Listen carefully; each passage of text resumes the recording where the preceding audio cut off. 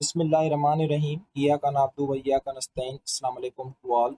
हम अपनी आज की डिस्कशन के अंदर एक्सक्रीशन इन हाइड्रा के ऊपर डिस्कस करने लगे हैं। तो भाई आप सब लोगों को पता है ये जो हाइड्रा है ये एक्वेटिक एनिमल है जो कि फाइलम नाइडेरिया से बिलोंग करता है। अब ये फ्रेश वाटर के अंदर रहता है तो इसकी जो नाइट्रोजिनस प्रोडक्ट होगी वो क्या होगी, वो अमोनिया होगी। आपने अपने जहन में रखना है। उसके अलावा ये जो हाइड्रा है ये एक डिप्लोब्लास्टिक ऑर्गेनाइज्म है, यानी कि इसके अंदर सिर्फ दो लेयर पाई जाती हैं। एक ये बाहर वाली लेयर जिसे एक्टोडर्म कहा जाता है जो कि एक्टोडर्मल सेलों की बनी हुई है। एक ये अंदर वाली लेयर जिसे एंडोडर्म कहा जाता है जो कि एंडोडर्मल सेलों की बनी हुई है।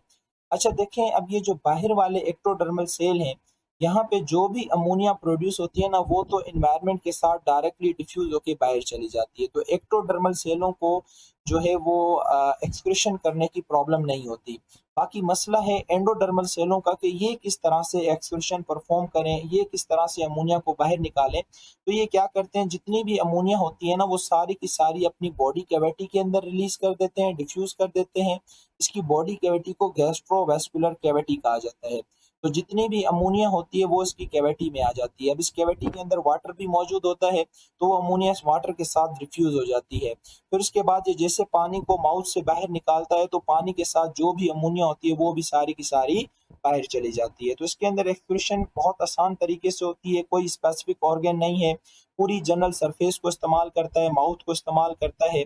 जो एक्टोडर्मल सेल हैं वो तो डायरेक्टली एनवायरनमेंट के साथ कांटेक्ट में होते हैं, तो जो भी अमोनिया इन सेलों में बनती है वो यहाँ से निकाल के डायरेक्ट एनवायरनमेंट में फेंक देता है।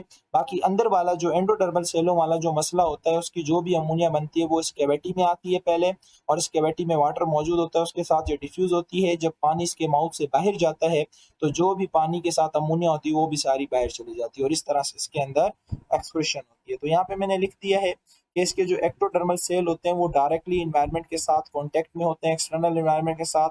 सो ammonia is simply diffuse from the body, तो अमोनिया जो है सिंपली डिफ्यूज होकर बॉडी से बाहर चली जाती है। जबकि इसके जो एंडोडर्मल सेल हैं वो कांटेक्ट में होते हैं किसके साथ, गैस्ट्रोवेस्कुलर कैविटी के साथ, जहाँ पे ये अपने नाइट्रोजिनस वेस्ट यानी अमोनिया को एक्सक्रीट करते हैं, और फिर वो पानी के साथ मिक्स होने के बाद पानी के साथ आसानी से माउथ से कहाँ चली जाती है, बाहर चली जाती है, और इस तरह से हाइड्रा के अंदर क्या होती है, एक्सक्रीशन। तो मुझे उम्मीद है ये वाली बात आप लोगों को अच्छे तरीके से समझ आ गई।